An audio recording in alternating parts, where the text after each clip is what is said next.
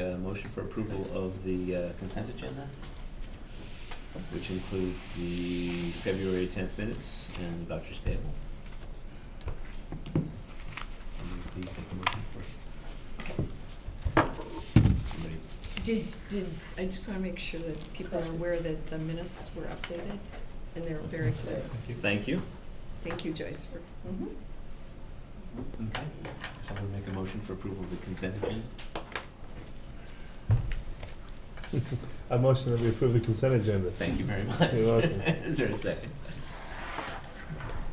I'll second. Thank you. All in favor? Aye. Opposed? We don't like to get involved with controversial. We can't sit here all night. That's why I had to do it. Item E, recognitions. Dan? Yes, I have one that I'm going to read on behalf of Renee Tennant from Glacial Gentleman School. She has a number of students that she would like to recognize. Renee is not able to be with us tonight. She's at a concert right now. Congratulating Students of the Month at Glacial Drumlin School. Again, the Conjugate of Optimists monthly recognize students, and so the following students were recognized in February. Liam Raines, Taylor Foster, Olivia Stoffaker, Haley Larson, Ben Aubie, Lori Hines, Ellie Van Bagel, and Luke Tibbetts. And then additionally, two other students I would like to recognize, 7th grader Eli Scott for earning the title of GDS Geography Bee Champion, and 5th grader John Rathgeber, for earning the title of GDS Spelling Bee Champion. So congratulations to those students at Glacial Drumlin School. swim. Uh-oh, See, how I'm could I sorry. forget? I'm sorry. I was out of Actually- the country at my son's wedding. Yeah. I'll have to watch the video. So, absolutely, we want to make sure we publicly recognize our state champion, boys swim team, repeat champions, and just another very impressive performance by that group and some individuals as well as a team. So, congratulations to boys swim. They not just won, they overwhelmed, don't they? Yes, they did, yes. They're Very impressive. incredible. Yep. It was very impressive. Is that all? That's all I have. Paul, or anybody else? On February 2nd, BSU, our Black Student Union student group, had an all-school assembly for us, and they brought in Michael Johnson, who's the CEO of the Boys and Girls Club, did an outstanding job, and then Anthony Ward, who's working with us from the YWCA, was one day a week also helped with that assembly, so it was well received and went very well, so appreciate the kids organizing that. Silver Connection Show Choir hosted our competition on Saturday with over 20 schools from around the Midwest, and went very well. Appreciate all the parent help as usual with that, and custodial staff worked in the wee hours of the morning to get everything cleaned up and ready for school on Monday, but everything went very, very well. Senior Jennifer Harvey has received the President's Volunteer Service Award. This is the second one we've had in my 12 years here. I think the other one was her older sister. And it's based on hours of community service that they submit, and it's sponsored by the National Association of Secondary School Principals and also Prudential Financial. And so it's very nice recognition. She gets a certificate for that and a letter of congratulations from President Obama, signed by him, which is outstanding. The boys swim team was mentioned. Participants in that, diver Henry Carmen, swimmers Vincent G. Lombardo, Ben McDade, Shane Sackett, Connor Keith, Eric Dahl, Eric Storms, Jordan Allen, Bronze Geisler. Alternates were Jacob Lippiett, Merrick Oseth, and Hogan Bessert. Coach is Kelly Chadish, who did a wonderful job, and they asked that I mention managers. Flowers, it's Emma Cooper and Meg Wills. And yeah, the kids were, Jeff and I were both at the event, and it was, they had high expectations all year. You probably know that they do the numbers on that, where they're at, and they've been ranked very high and expect to do well. And I had a lot of pressure on them, and I think exceeded even the high expectations at state. It was just unbelievable. It was Ben McDade came away with 4 firsts, and 2 of those were broke state records. And as a sophomore, he broke the state record in the 500. So it was, yeah, unbelievable performance by kids. He's a sophomore? And not to get ahead of ourselves, because added pressure, but none of the kids in the swim team graduate. So they're all back next year. So we'll start adding pressure on them. This isn't planned, is it? They're young. Doesn't sound like you're gonna let him graduate. That's awesome. No. Thank you. That's great. Is that all? We had the recognition from Linda Wilson by email, and when we arrived here tonight, she also had left a card for us. There were several students whose work was selected to be displayed at the Madison Museum of Contemporary Art, and that's a really big deal. And so I corresponded with her to find out what type of recognition the board normally does, because as a parent I was aware of this in the past. The school newsletters announced this, but these kinds of really unique achievements I think would, in my mind, be worthy of some kind of certificate or some kind of acknowledgement from the board or a letter. And I certainly would do that myself, but I wasn't sure what the culture was if the board should be the one sending, on behalf of the board, congratulations. So I kind of wanted to ask about that tonight in the recognitions. First, to recognize these students, Madeline Schmuel, Sean Tao, and Olivia Bartels. Those are 3rd, 4th, and 5th graders. So also just sort of thinking that through, and when you talk about the swimmers and the kinds of accomplishments that we have, I think that was in my radar as part of something that maybe the Community Relations Committee would issue or be responsible for, but I would be willing to take that a different direction if you felt like it would be okay for us as an individual board member to just send something. Is that a appropriate thing? I mean, it's certainly appropriate for you to send something. Right, in but we recognition. don't do anything But it is kind of an from the interesting, board. I thought of a category of a certificate that the board could issue that recognizes people for the students, members of our community, for Something truly unique outstanding, contribution. Right, and Linda said that in 2013-14, she presented the certificate at a board meeting. It was quite a proud evening for the students and their families. And so I do think about, like, it wouldn't take anything for us during the public minutes for them to be invited. Mm-hmm. But that was more of a question under the recognitions category, and maybe something to think about as this comes back.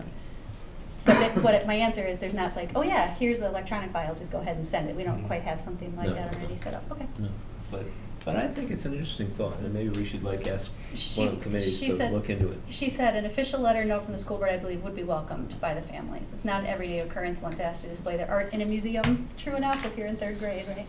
So something to think about, and I'd be perfectly happy to help coordinate that kind of thing if that was welcome. We need to think about it and develop policy about it. But sort of the thing of anything that rises to the level that we're acknowledging as recognition, seemed to me we've already vetted what rises to that level. So there's not a whole other process in place, but. Okay. Susan? I would just add, I think that's, again, the whole idea of the recognitions and having that go out. I do know that when Susan Fox was president, she sent individual letters to each of the swim team members the year they won state. I think that was 2 years ago. So maybe there just needs to be a good process for that. Because if we recognize these 3 and then we don't recognize another 3, or we forget to do it next year, then we really throw the system off. So I think it's important that we address that. My question was just, does anyone object if I No, say it? absolutely And not. I'm a school board member, so I would sign my note that way, but it's not signing on behalf of the school Yeah. board. So just clarifying that. Just a quick comment, I agree, absolutely, any of you have individual board members, that would be awesome if you did that. I think if we do it collectively, or you do as a board, yeah, there needs to be some thought, because you don't Right. want to exclude individuals. We have so many students that are doing some amazing things, and so we'd have to make sure it's comprehensive, that we hit them all. And that, right now, I do feel good that our principals do an excellent job of that, to make sure that at the school level, there's recognition. Right. So if we do it at the district level, they said it's some work to do with that. That's right. Susan? And I just want to add, I actually got some personal feedback from Michael Johnson, head of Boys and Girls Club, about the really nice experience that he had at our high school. And I was incredibly proud that he took the time to mention it to me. So thank you guys for doing that. Okay. Thank you very much. Item G, or F, correspondence and announcements. Any other issues? Item G, anyone else? Item G, administrative reports. Okay. All right, so I've got 4 items that I had a brief written, either an attachment related to it or kind of a short report. So I won't repeat everything that's in writing there. Just real briefly on each topic. AESA conference was the spring conference. Part of it was the governing board meetings that I'm part of. And so what I have on the attachment is the governing board report that we make as a committee back to all of our state superintendents on the work we're doing. So at least to give a little bit of an idea of what was done with that day. That's just one full day of meetings. The rest of it is the annual conference. And then on that, on the annual conference part of it is similar to the convention that you all go to, Milwaukee each year, that there's a number of sectionals to choose from and so on. 2 areas that I kind of focused in on this year. One, couple sectionals regarding development of leaders internally, teacher leaders, principal leaders, and so on, and how we develop those within the system. That's an area of something that I think we can continue to support and improve upon. And then secondly, I attended a couple sections related to technology. There's now starting to be more research about the one-to-one initiatives that districts have implemented for many years. How is it working, impact on student achievement, and other things that aren't as measurable. And so that's something that our technology committee will be continuing to look at as we move forward. And the board certainly will be reviewing that technology plan. A year from now will be due to be revised, and we're going to have to make some important decisions about the direction that we're going with that as well. So all in all, it was a difficult time to be away from the conference. I actually missed a fair couple sections of it while we were doing some work for the district at the same time, but nonetheless, I appreciate the opportunity to go, and I think it was a good experience. Healthcare committee update. On there, the attachment is the survey results, and Jared is certainly part of the committee, can chime in, and Susan Mannion as well has attended. But it's been over a year-long process. And we're to the point now that the committee, we have a really good group, a subcommittee of teachers put together a survey for all staff members about things that are important with regard to healthcare benefits to bring back to the committee as we get down closer to making a recommendation. And so we have a big event coming up on March 4th, where all district staff will be invited for a presentation where we'll have a number of healthcare providers. Currently under our state plan, of course, we have several different options, so we'll have representatives there to talk about their individual plans, and then an opportunity for employees individually to talk to them about their individual situations and how the plans might apply to them. So that's on March 4th, and then we'll get that feedback from that, and committee will then continue with their work. So again, the timeline is that committee will be making a recommendation to the board this spring, likely early May, possibly late April, but at the latest early May, for the board to consider moving ahead. Again, our plan year is January 1, so we have plenty of time. We're right on pace yet, and I just want to say, what a great job our committee's been doing. The process, even though it's been long, has gone very well. I think we're in the home stretch now, and I feel pretty good that our committee will come together with consensus on their recommendations. So I don't know, Jared or Susan, if there's anything to add on that piece. Okay. All right, strategic plan. I put the kind of the unofficial notes from our 2 planning meetings that we've had thus far on February 3rd and February 17th. Again, it went extremely well. A number of you had an opportunity to attend the first one. We just have a really good group of people that have come together well, and so our next meeting is on March 5th, a Saturday.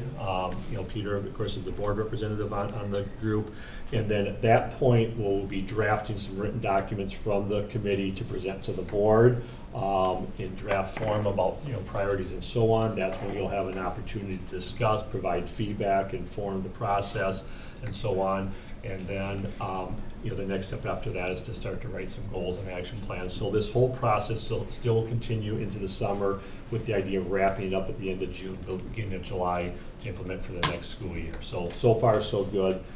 Process is going extremely well. Yeah, it's gone extremely well. I get feedback from the attendees, and there are how many? 40? We ended up with about 35. 35? Yeah. It is a large group, but we get an awful lot accomplished. People are always been impressed at each meeting by exactly how much it gets done at each of the meetings and how they keep that on track. And and it's been useful and productive so far. So far so good, and then we have one less long session. Yes. Yeah. I would totally agree, Peter. The people that came out said thank you for inviting me. They were very involved. And the representation of the group is so incredibly mixed. It's really super.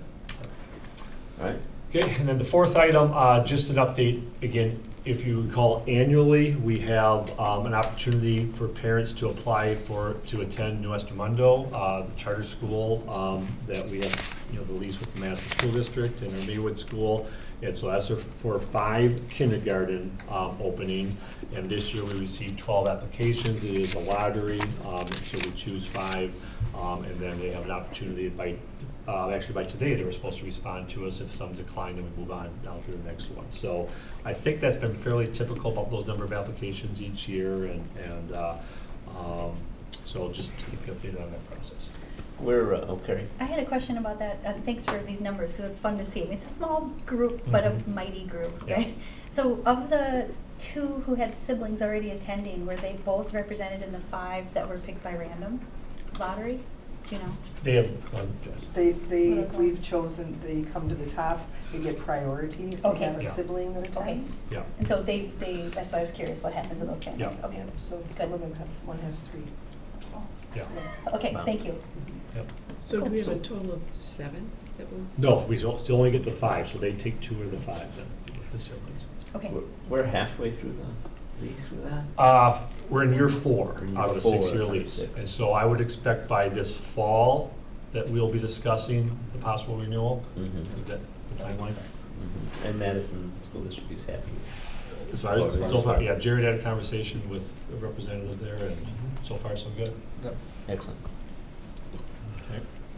Okay, then I have one item that's not on my written report, but you received some email correspondence, and just a quick update that we had the little incident at Glacial Drumlin School this week. And so I just want to talk briefly about kind of the process on the notification piece of parents and how that played out and the impact social media has on our communications. So I received a phone call from Renee Tennant approximately 10 a.m. that morning, and it was within 5 minutes of the students, being evacuated. She called me on the cell phone from outside the building, giving me, as she's talking to me, she's in communication with our maintenance staff, and then as the fire department arrives to try to give me the update. With that, at that point, there was smoke that was going into the classrooms, and we had the initial report that it appeared to be a heat pump. And Renee didn't have all the details exactly where it was from and so on, but all we know is we had smoke. And so with that, because as she is still trying to gather that information, keeping the lines of communication open with her staff and students, she had asked that I send out the alert to parents to inform them what was going on. Normally that would come directly from the school. And so which was fine.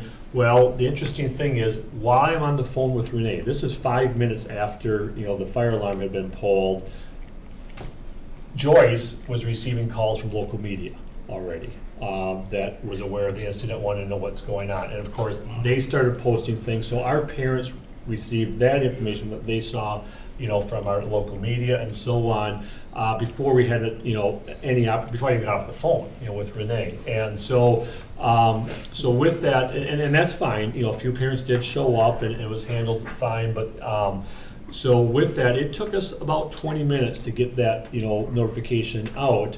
And I would prefer, we should have been able to get it a little bit quicker. That was something that we need to work on, how we get that out. But we talked about, we wanted to get a quick email and text first. That hits most of our parents. The phone alert, the problem is when we send that during the school day, there's a caller ID, okay?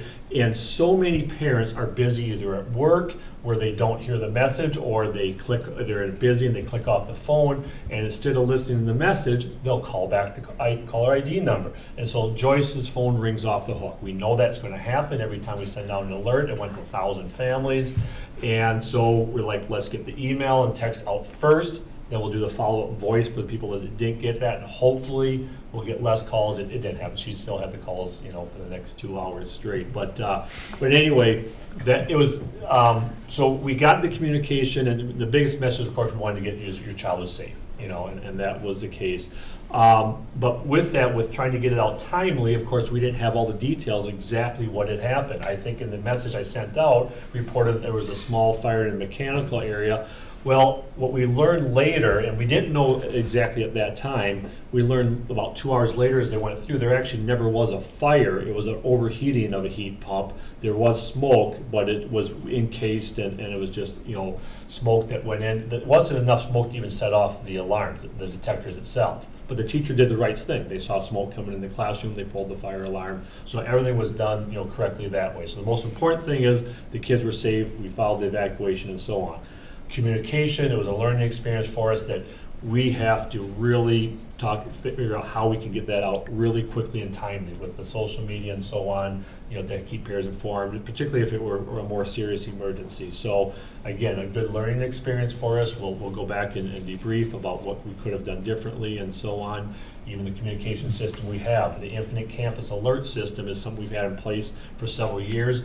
We haven't had retraining on that. How can we get those messages out quicker? Are there new, you know, functions and so on? Is that the right communication, or there's tons of other applications out there that districts use maybe that are a little better? So, so that'll be kind of the follow-up and aftermath, you know, of that.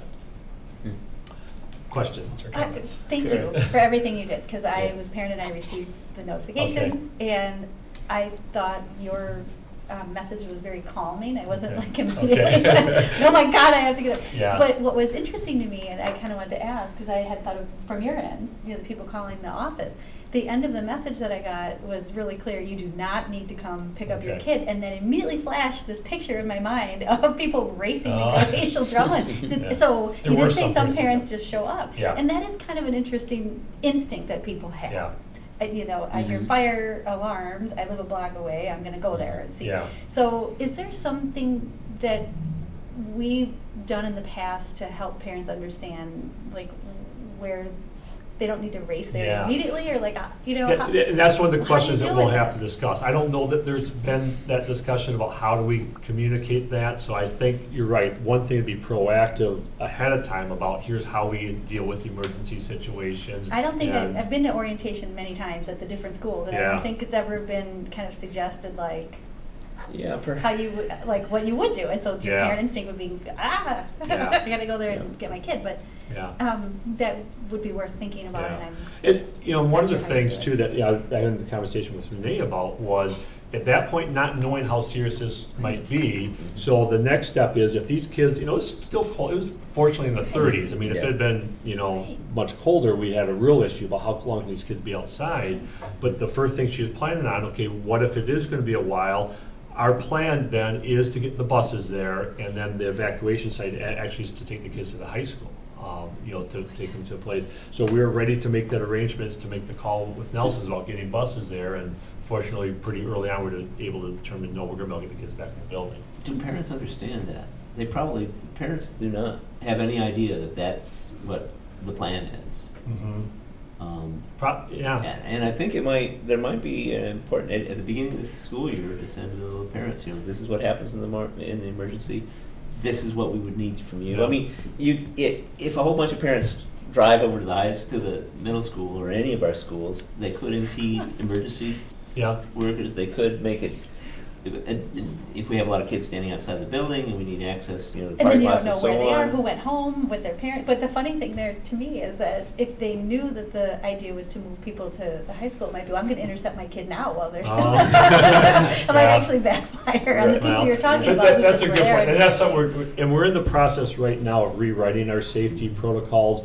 We have good plans in place, but they haven't been updated in a while, and so not only reviewing them, but even having better, nowadays there's much better like flip charts that we can get in every classroom, so teachers can see, here's what you do under these things. So Jared, and actually Jeff Carr is leading that up to work with all the principals to get those updated that we'll have for next school year. And I think that has to be part of the conversation is, what is it that we do communicate with parents? Now, there are certain things that we don't reveal about our emergency plans. Right. On those worst case scenarios that, you know, you have an active shooter or you don't want that public about how you deal with that necessarily, but Right. it's a good point, we need to talk about that. But we should be, and we should, I think communicating that with the parents could just be to everybody's benefit.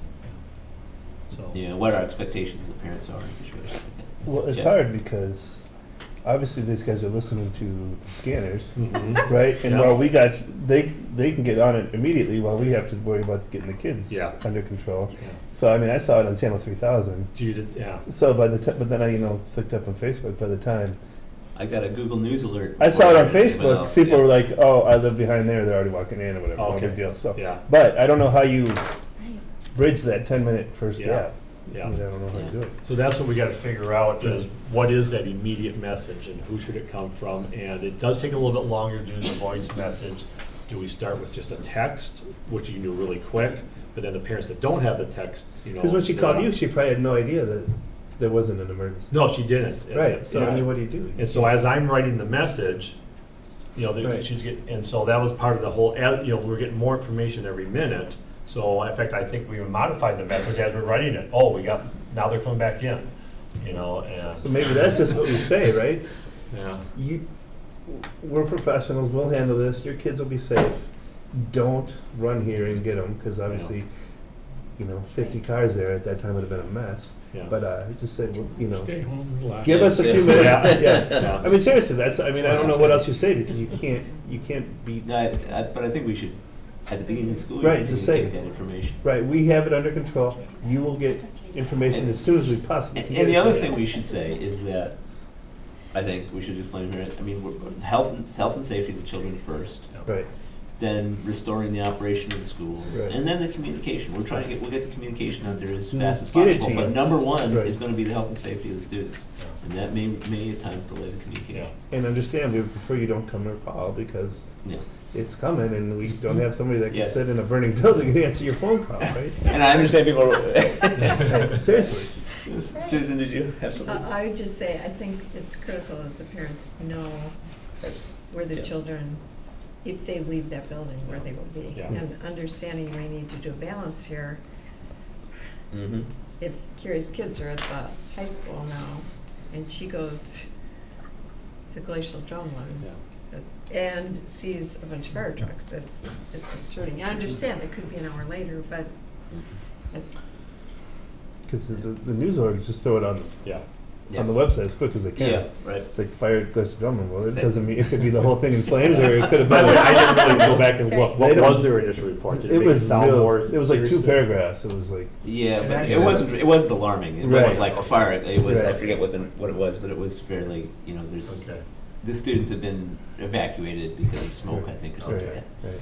And the initial blurb on Channel 3000 was just a Cottage Grove school had fire department called to. Oh, So that okay. was just off of the scanner. Right. Yeah. So I mean, that's where So- some parents were like, is it Cottage Grove, is it Taylor Prairie, but. That's right. Yeah. Okay, All right. thank you. can I? Oh, I'm sorry, Susan? I'm sure you're not prepared to do that tonight, but at some point in time, I think it's going to be really helpful for the board, one, to understand your plans for and I thought maybe you'd report tonight, for the principal position at Winnebago School, because I don't know if Yep. any of you are getting emails, but I've now gotten 4. And I don't know, because I don't have the information. I wasn't even, I think, clearly aware when the opening went up and when that closes.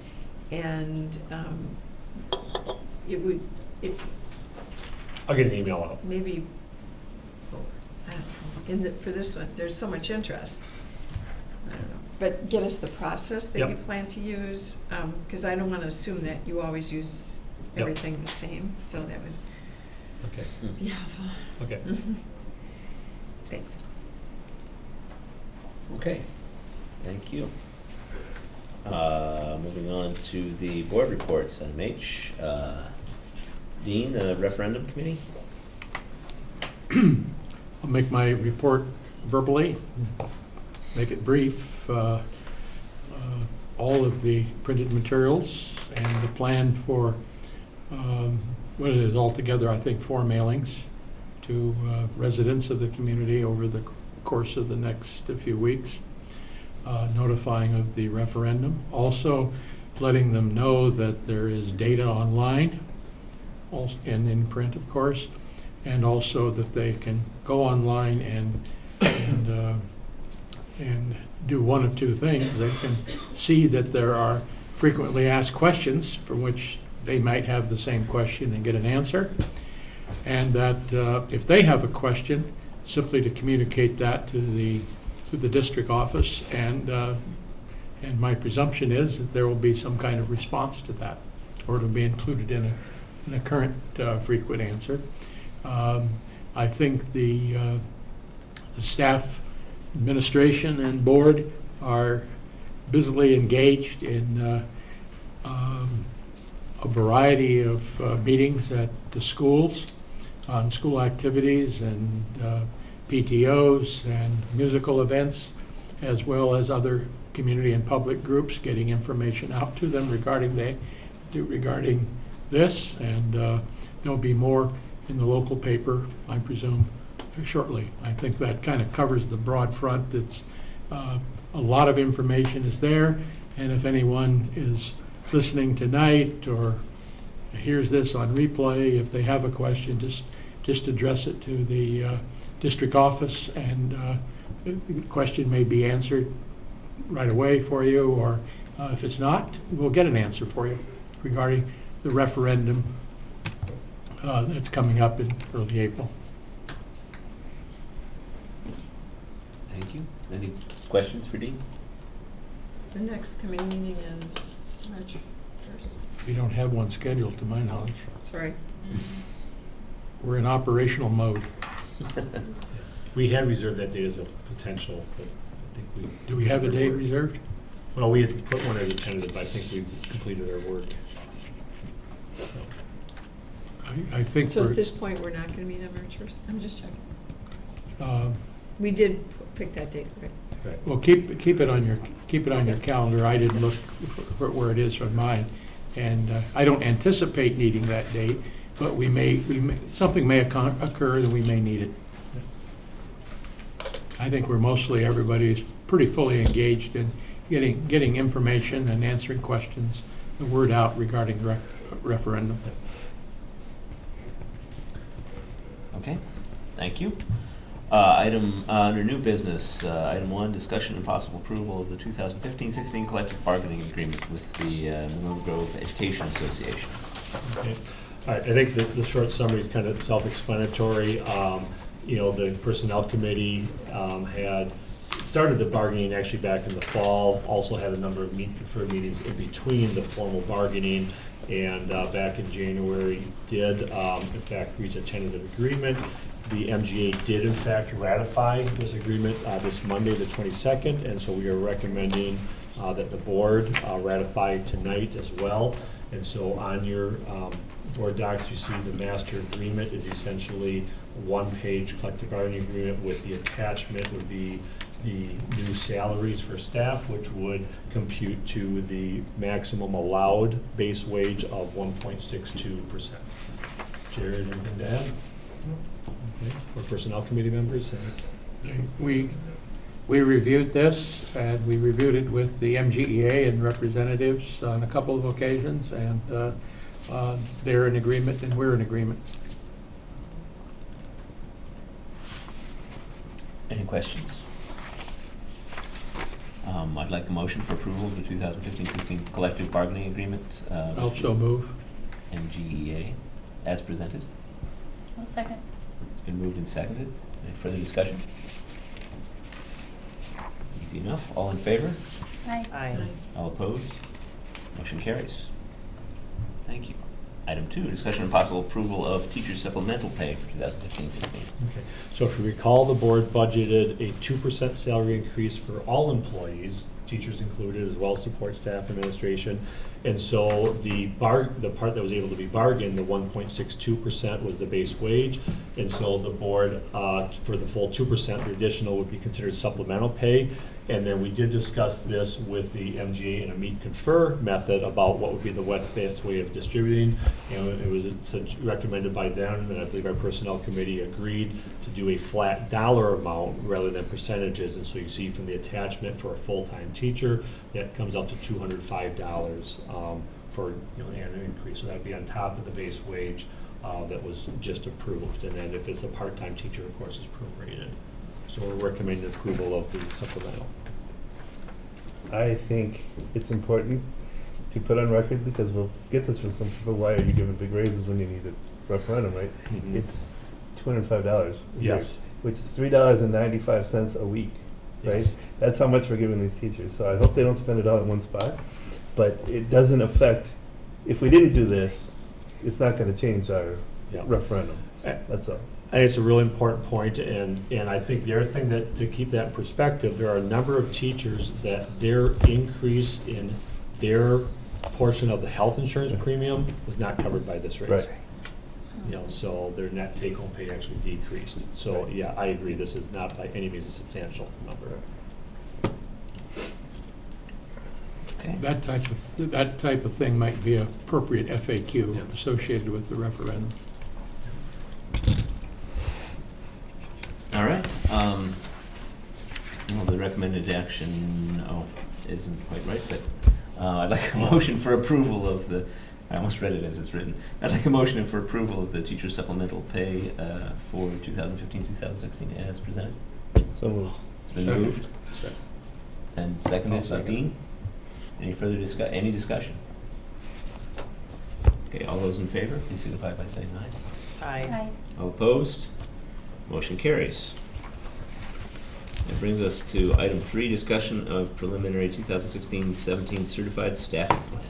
Okay, so tonight's discussion only, you're not asking for action.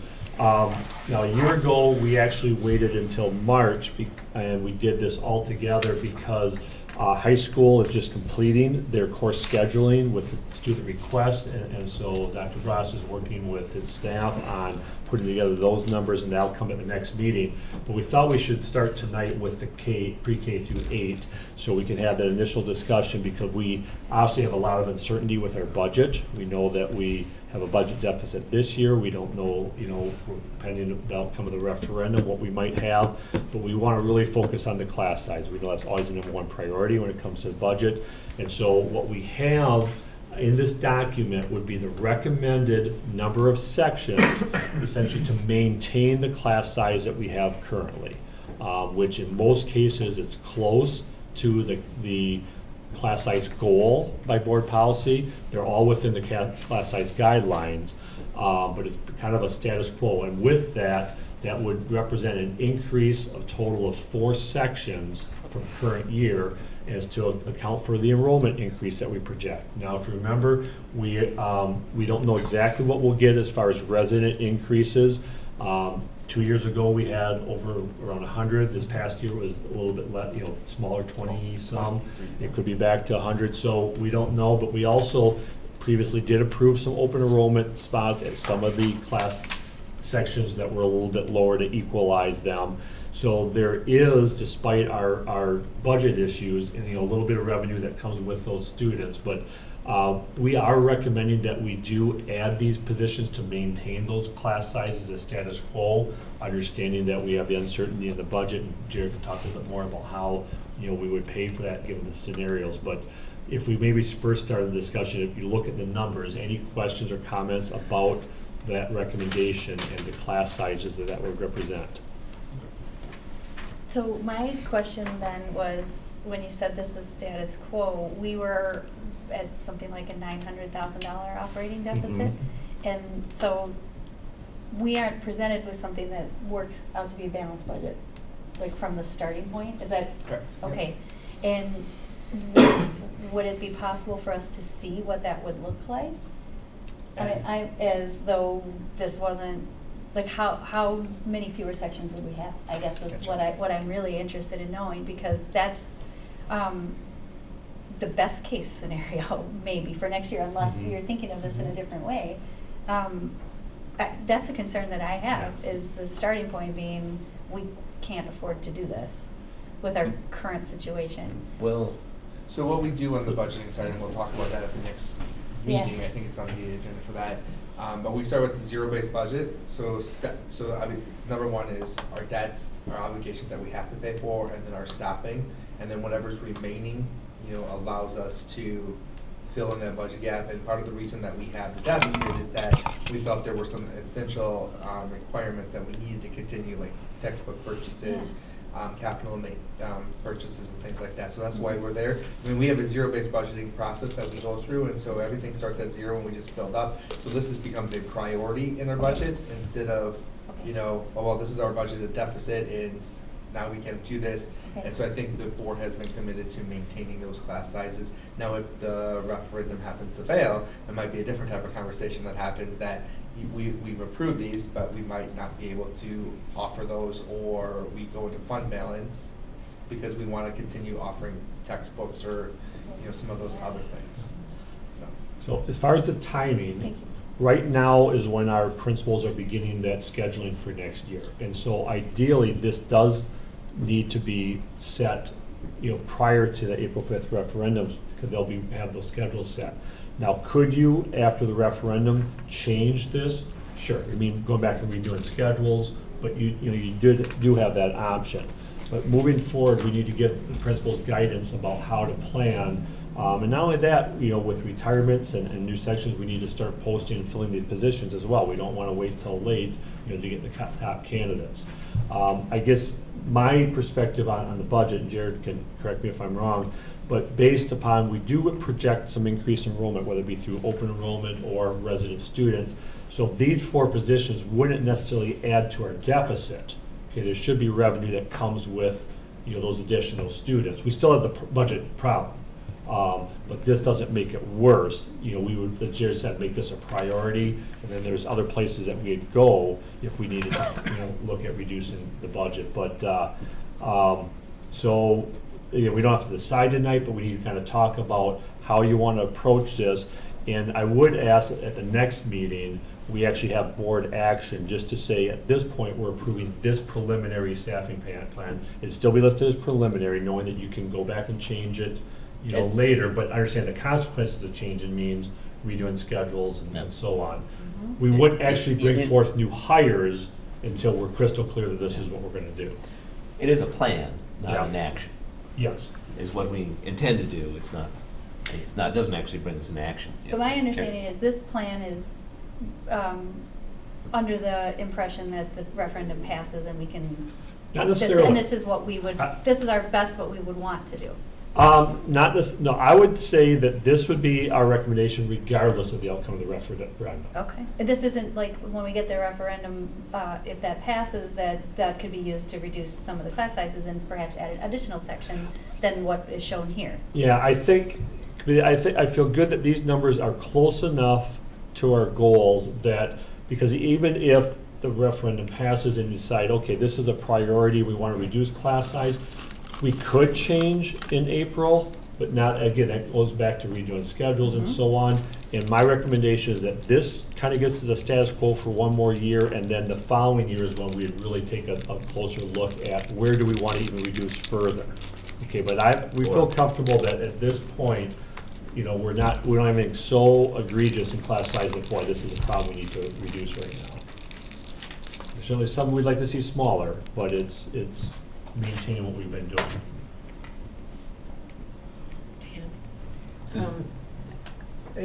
You know, one of the things I think, because some of us have done that process before, is generally you bring us a huge, big, long list.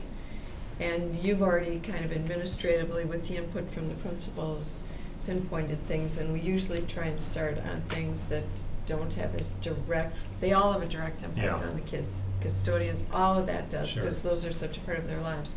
But the one thing we've tried to maintain is the teaching staff, and that we've tried to do that as our last resort. So I appreciate that you articulated that this would still be maintaining status quo and probably wouldn't be high on your recommendation in relation to cuts if we fail.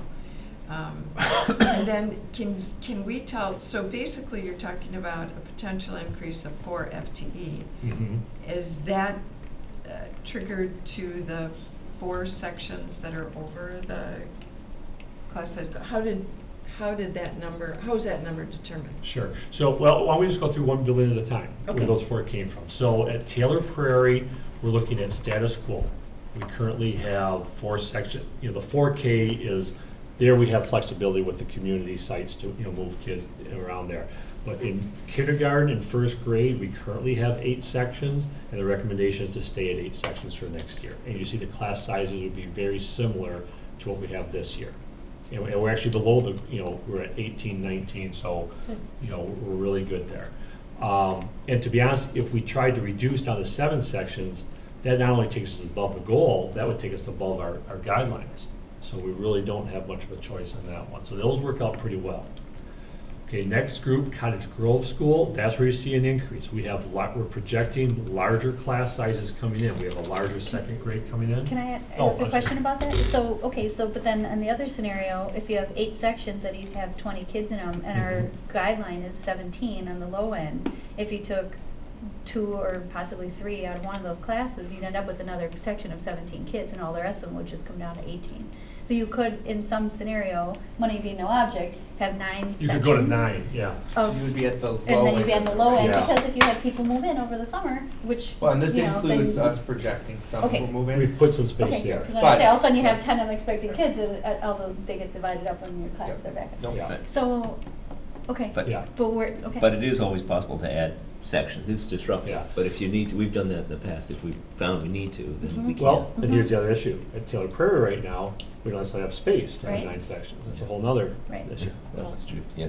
I would support Peter in that we have done that in the past. We actually made a room in the library at Winnequa School, and Linda Caraher was hired in October.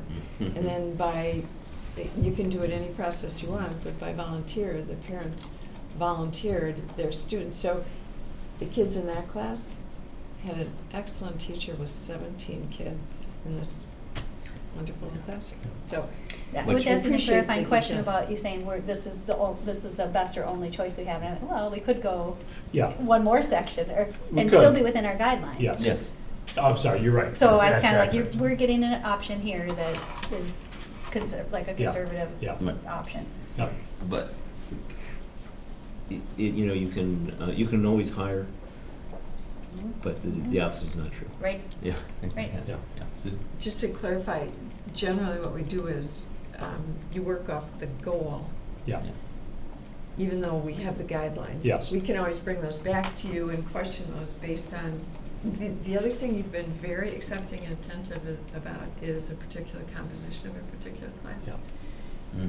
Which may be at the goal, but may need Yeah, additional yeah. sections. And- I appreciate that. Thank you. And that is a discussion we did have with the principals, that they had not, they were well aware that some classes have We've done more that in the needs. past. Mhm. Yeah.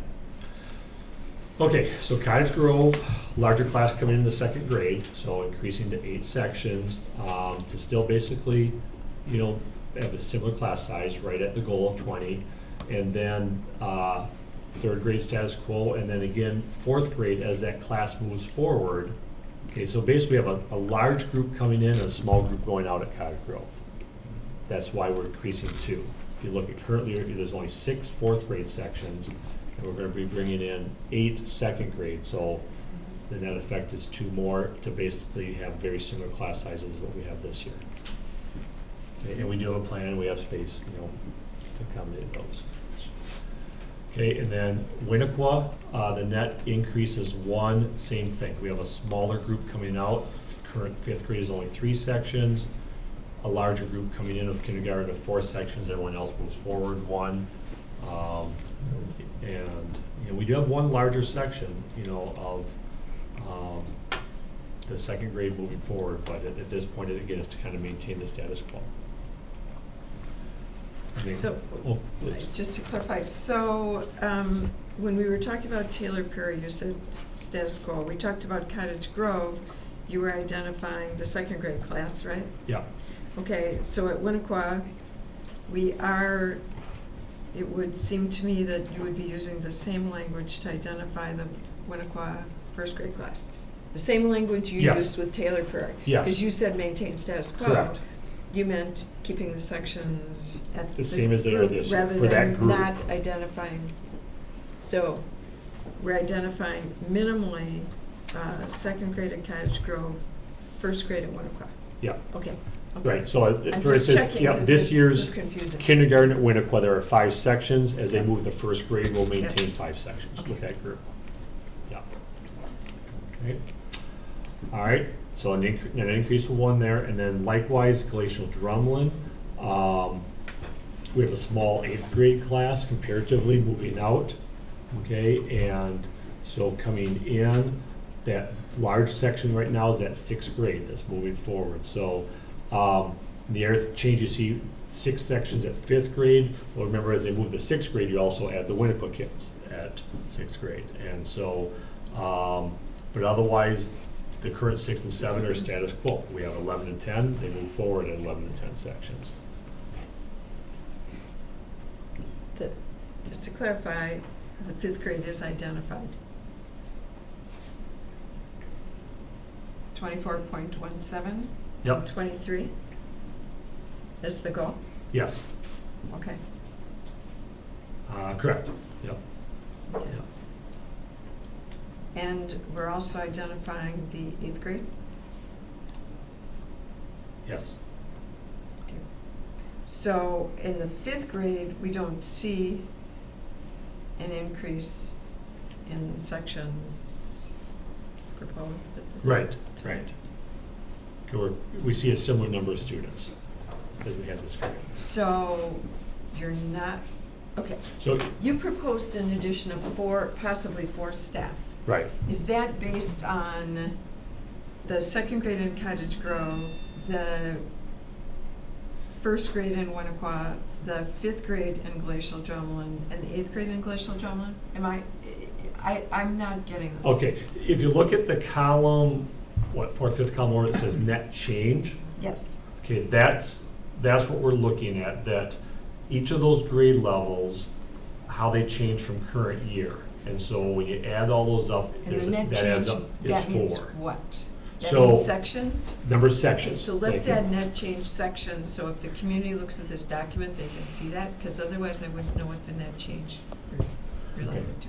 Okay. The way I'm reading it is that there's 2 additional classrooms at Cottage Grove School, 1 additional Mhm. classroom at Winnequa, and 1 additional classroom at Glacial Drumlin? Exactly. Okay, so it's making sense to me, and this is the Yeah. first time I've seen this document. Okay. It makes sense. Yeah. Okay. Okay. So think about that. We'll come back in 2 weeks again, and we will ask for your tentative approval of this, to give basically the principal's direction to, yes, move forward with your schedules and posting positions based upon this plan. Or if you recommend a change to it, but then, Can I ask a question? I'm just, I don't understand this. If net change is sections, and in the 5th grade at Glacial Drumlin, we're at 24.17, you are not recommending a change at that grade level? So there are 4 sections that are over the class size goal. right, And I'm looking for, if someone comes to me and says, Susan, and I've got this document in front of me, what can I point to that indicates to them, in a simple, understandable manner, where the changes could occur? I'm seeing 0 in front of the 5th grade at Glacial Drumlin, even though they're one of the 4 classes identified as over the class size. right, But they're still under the class size guidelines. right. So the thing I would respond to that if someone asked me, unless I'm not understanding this right, is, okay, but it's under our class size guidelines, and we said up to 26 there. Yeah. And that's what the board sets All as these the are high within the end. guidelines. So unless we lower our 26, then we're you're trying- technically giving us something that we can sign off on. Okay. Well, if you follow that logic, then the 27.75 is below 30. Right. So why would there be a change? Again, Right. I've got to be able to explain this to other people, so Right. I'm going to need a Okay. document that. Let me do this. outlines Okay, it. look at this year's 7th grade at Glacial Drumlin. This year, there are 252 students in 7th grade. There are 10 sections, okay? So that 7th grade, when they move to 8th grade next year, we are maintaining 10 sections for that group of kids. Okay, and so that's when you look at kind of as they move forward. I got it. Okay. So I need to be able to make a line from this to Exactly, that. go Okay. diagonal, yeah. I think we need a cover sheet, so that if people look at this document, they understand how to read this. Carrie? The question that I have about being given this as a board member, aside from the one I already, which maybe wasn't the best way to say it to Jared, but like about the balance, it's like, okay, can we actually afford this even from the get-go? That's my board hat. But then the other thing that I feel like is part of this mix, and I'm not sure how to account for that, there's two things. There's a ton of other considerations for class size based on students with other needs who would be associated in these classes, and I don't have anything to know about, like I can say, sure, this sounds great, but I really don't know if class sizes in this range are really gonna work based on the particular kids in there. So that's sort of hanging out there. And the other part that I can't know if a certain number of sections makes a difference for related arts. So when they do their master schedule, is it just easier to have 8 sections instead of 9, for example, because of how the week breaks up and the number of classes and things like that? Or how does the related arts stuff factor in here so that it doesn't become unmanageable for the related arts teachers? Okay, it doesn't at all. The related arts, we choose a number of sections there to make that schedule work, but these are core, homeroom classrooms in the core subject areas. And so the related arts, sometimes these numbers don't correspond. Right, because they double up have some in electives gym and all that kind of stuff. So that's a whole separate schedule, okay? And so on those, we have a lot of part-time teachers in the related arts areas and so on. And so those are still being worked through. Ultimately, the board will approve every single certified staff. You'll approve a contract for everyone that's coming forward. You approve all new teachers. So those aren't reflected on this. Right. But this is the key piece that we need to build that master schedule off of. And these are and that's why we're only presenting this information at that time. At this time. That's it, because to me, I look at this and say, okay, well, if there's gonna be 2 more sections in Cottage Grove School, what does that do to the That'll other mean 2 more stuff? Because, art and well, all it that, could yeah. be, or what, because then that's another cost or another consideration to be aware Yeah, of. absolutely. So, Jennifer? thank you. I appreciate, Carrie, what you were bringing forward, and I have a clarifying question then. So to what degree does the board receive information about folks that are doing co-teaching and how many resource people are in those classrooms? And so again, new to the board, just wondering, how does that process go? That hasn't come to the board in the past, because part of that is developed right up to the first day of class, where we're looking at individual IEPs of students, where they're placed, and those conversations are happening. So there's not, and that's fluid throughout the school year as well. So it's difficult to kind of give a report on that. We certainly can give a report on here's the number of support positions we have, number of special ed teachers and so on, and what's on their caseloads, but that doesn't necessarily tell the whole story too, as you know, because there's some high needs, lower needs. So we could give that some information, but as far as, it's a little bit different than just trying to, it's hard to quantify the class size, because it's so IEP driven for each student. And I don't know, Krista, you want to add to that? Am I explaining that properly? No, I agree. I think if that is more related to individual student needs, so I mean, we can certainly communicate what our, intended base level of staffing is going to be at some point, but then, that could adjust or change based on student need and incoming students and changes in place and things like that. Yeah. So perhaps at some point in September or October, would that just be information like, here's where we're at now? We could give that report, sure, anytime, yeah. Okay. Thank you, I'm absolutely. just curious. Yep. Dean? Concern I've always had about class size of any size is that, and this is maybe a Krista issue, it might be good to hear how we deal with special needs students in these classrooms, because it's not always just the number of bodies in the room, but it's their special needs or services that may be required. Sometimes those services do not consume a lot of time or effort and distract the teacher from the whole class, but in other cases, it can be, depending on the needs and that sort of thing. So I'd like to, so the numbers, obviously as you increase numbers, you increase that probability, I presume. But it would be interesting to hear that, because that would be when particularly when they start to push the goal, that information would tell me probably more about whether we should add staff, even though we're within the goal, or we're at the maximum, than simply seats and chairs, Yeah. That'd be my. That's real important. And I think the other thing that's real important for the board to understand is when Jared and I look at this, we just look at the numbers. When the principals look at it, they look at the students. They look where the students are in the class, and they know that with this group, yeah, we need to be below that, at or below that goal. With this group, there's less needy students. It's okay to be 1 or 2 above. So they've analyzed that. They also adjust this within the class. Absolutely. Within the class. I mean, it's clear that we don't have 24.1 students in each one of those classrooms. Yeah. What happens is that there's 25 in some and 23 or 20, Sure. 24, 23, or sometimes I've seen lower in others, and they've done that because of the needs in the classroom. Yes. So if we were interested in seeing, so the ones that Susan Manning pointed out that are above our class size goal in 5th grade and 8th grade, is this the stage then we would say, what would this be like then, to add another section at those 2 levels? Because we'd really be interested to get them back to at least the class size goal, or because they're within the range, we wouldn't even project that out at this stage? Because I would be interested to see that, but I'm still back to, but can we afford it? Because what's the ripple effect of what else happens when you add a section? Just for clarification, next year in 8th grade will be below the goal. So I was looking at the 27.75, and next year, That's those people this all year. moved That's to, year. and those people all moved to 9th grade now? Is Right, that, okay. yeah. If you look at this year, coming next year, it's 25.5. Okay, so it's not quite as bad. Yeah. Okay, that's good.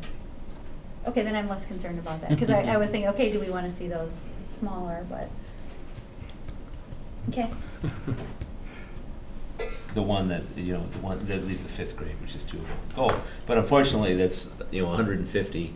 If you add another section there, you end up with 21 in a class. And to be honest, even though our goal is 23, 25 is a very reasonable number for 5th grade.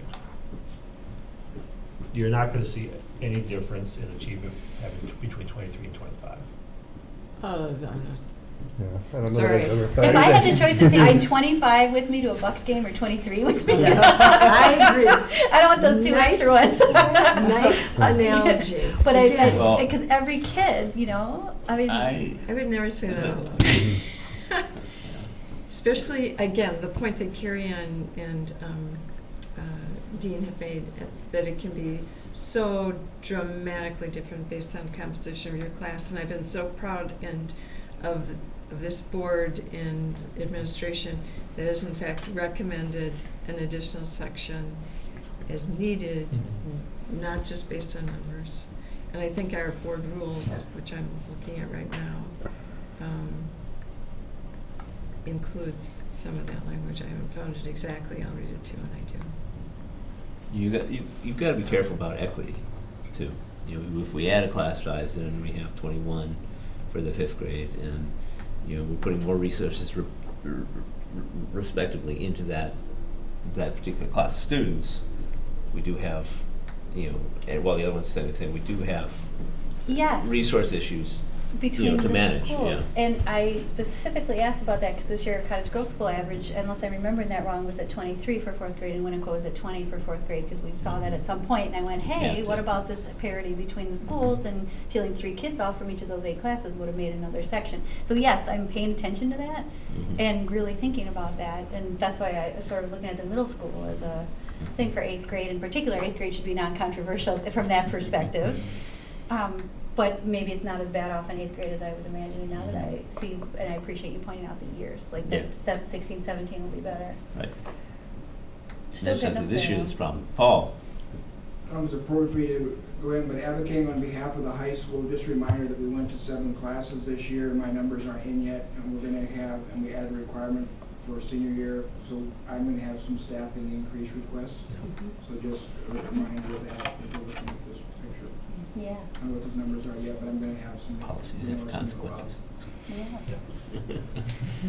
Right. Thank you, Paul. Paul just got an oar in, I think. Yeah. I appreciate you Well, making the request. I don't know if people watching home will hear that, but there's, Paul, the high school principal, points out that he's, I think primarily because we've gone from a requirement to a requirement of 7 classes for everyone each year. That's probably going to be a prime driver of staffing at the high school. And we're gonna have increased enrollment, our numbers will go up again this year, yes, also. And keep in mind, our enrollment went up last year, or this current year in the high school, we did not add staff. And so absolutely, when you see the high school recommendation, next meeting, there will be an increase. Yeah. All right. Thank you. Okay. Any other discussion? Okay. Next, item 4, discussion and possible approval of teacher handbook revisions. Who wants to start this one? I'll start, and then Dean is committee chair if you want to talk about the details. Again, we had several meetings, conferred with teachers. There are a few items that administratively we proposed to the committee that we think need to be cleaned up in the handbook. There are a number of items that teachers brought forth that they would like to see some revisions. We discussed them. Ultimately, the committee settled on this language, and I think we had consensus as well at the table with the teachers. So I don't know if Dean, you want to expand upon that? Well, that's the, when we get to the pages, the table of contents is bigger than, okay. All of the items that have either elimination or underline in section 101, 808, we added the sick leave bank. That's basically all new, and then section 11, personal leave, all that section, and all the way down through religious leave, benefits, insurance leave, professional holidays, everything except the last section, 23, were all worked with and through the teachers over a course of several meetings, the change of that language. And probably the only really substantive issue there is that they wish that they make their own decisions on personal leave without providing reasons for approval. We reduced the days of personal leave from 3 to 2, but it's still optional if they needed that they can make a request on that basis. And we also added the provision that, with exception with affirmative permission, we added the requirement that they would not be granted on personal leave days, in addition to days before and after holidays and so forth. That was all done with them. We spent the good part of a meeting, if not 2 meetings, trying to deal with the teacher assignments, vacancies, and transfers. We were drawing blanks on trying to write it on the wall while we were thinking up with everybody participating. I think what we did there is agree on certain directions we wanted to go, and then the committee asked Dan and Janice, represented the MGEA, to make arrangements to sit down and work out the final language, and Dan's reported that you have agreement with them and the representative MGEA. So that's how that was handled. I saw how they had difficulty making the U.S. Constitution when you try to When you put say together you the saw, language. you weren't actually there, were you? No, we were on very much less complex issues than that, but it was there. I'm He was sorry to just a little divert your bored. attention from the focus here, but I would agree, I'd recommend approval of this. I'll try and get to you. Any questions for Dean? Is that, You Us? did did I say it right? spot on. Okay. including the Constitution. Thank you. I know it was a lot of effort, and thanks to the teachers who were involved in the process too. So I'd like a motion for approval of the proposed teacher handbook. Motion for approval of the teacher handbook revisions as presented. Also move. Been moved I'll second. and seconded. Any discussion? All right, all in favor? Aye. Aye. All opposed? Motion carries. All right. Did you get the agenda items, Jerry? Future agenda items, I haven't added anything, it's been arranged because we've moved the referendum planning is essentially, done, been moved to the top. Any other items for, this is the plan going forward, any other items that we want to talk about or add on here? Susan? Probably my request just for information on the principal hire, again, the dates and the process Yep. that you plan to use, just publicly, so that people can have it out there, because I'm getting questions about it. I sent them to you. Okay. So, The we'll do woodwork that is hopefully speaking as soon to as us on possible. that issue. I'm sorry? The woodwork is talking Oh, on that okay. issue. We'll Yeah. move that up to as soon as possible. Do we want to formally take Carrie's question about acknowledging students? Do we want to put that as an agenda item, or? Well, I was I'm questioning. thinking about that. I mean, we could do that, or we could just send that right off to a committee, and the community engagement committee, for example, to review and think about that process, and maybe look at some of what other school districts do, and put together a proposal and bring it to the board. Does that seem Carrie- reasonable? So Carrie, you're okay, because that committee's not going to meet till after referendum? Yeah, You're I okay with wrote, the vote on it's that? okay for me to do anything I want as an individual board member. Which was all the permission I wanted for tonight. Okay. If I was chairing the Community Relations Committee, I would handle it differently, but I'm good. All right. But I appreciate you reminding us, Jennifer, of that, Well, I and, just and wasn't when sure. it falls under the purview of a committee and they wanna take it out. Why don't you write up your ideas of it and pass it on? Yeah. And get it rolling. Oh, I don't think she meant to come in here with that we do something as a board. You were just asking about. I wanted to know if that was already a current practice that I just wasn't aware of, because all kinds of things happen out of the district office that are awesome that I just don't know about. Well, I think the rest of the board supported that thought and Mhm. took the next step. And it might, even understanding that you may assign that to committee, if we put it up there, then minimally it'll be required, there'll be some directive for it to come out of the committee as a report, so it'll be something we can put on the agenda. I put it on the list. No, I'm gonna put it on here, and I'm gonna put status as committee, and. That's fine. and- You could do that, and then, yeah. I'd just like to see it on the list, so don't forget it.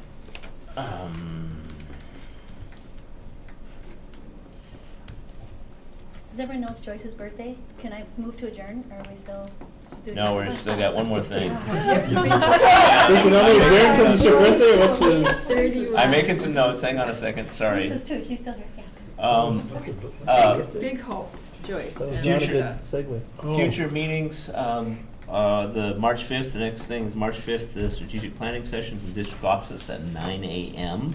to 3 p.m. for those who are committed.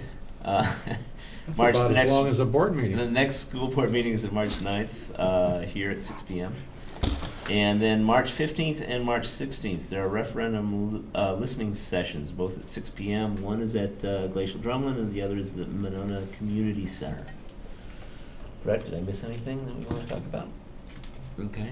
And now we'll I have a move to motion. adjourn, 8:24. Yes, we can do that. Is there a second? I'll second it. All in favor? Aye. Aye. Meeting's adjourned. Thank you very much.